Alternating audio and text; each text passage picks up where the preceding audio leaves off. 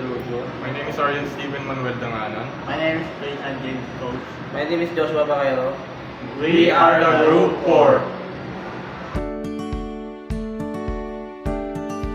Today I'll be introducing the parts for Project AP14 with Challenge. The first part is the Arduino Uno board. The second part is the mini remote controller.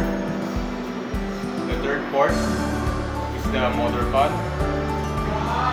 The fourth part are the resistors. The next part is the LED. The next part are the 5 jumper cables. The next part is the receiver. The next part is the USB cable.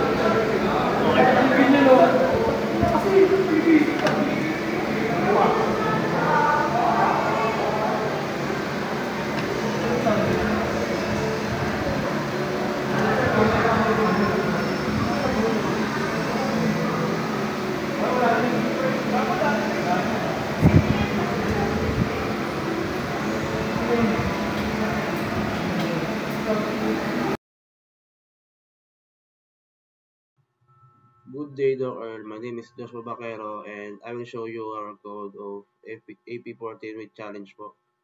So yung ginawa po namin challenge sir is basic lang po kasi naglagay lang po kami ng fan, then remote control, then yung ilaw po. So pag naka-off po yung fan, magpupula po siya. Then kapag pinindot po namin sa remote control, pag i-on po namin is magbubukas po yung fan, then mag-open po yung ilaw. So take note lang po sir doon sa video po namin is kung mapapansin po is ginagalaw-galaw po namin yung LEC po ng fan kasi grounded po siya sir, hindi po siya umiikot kapag hindi po siya ginagalaw.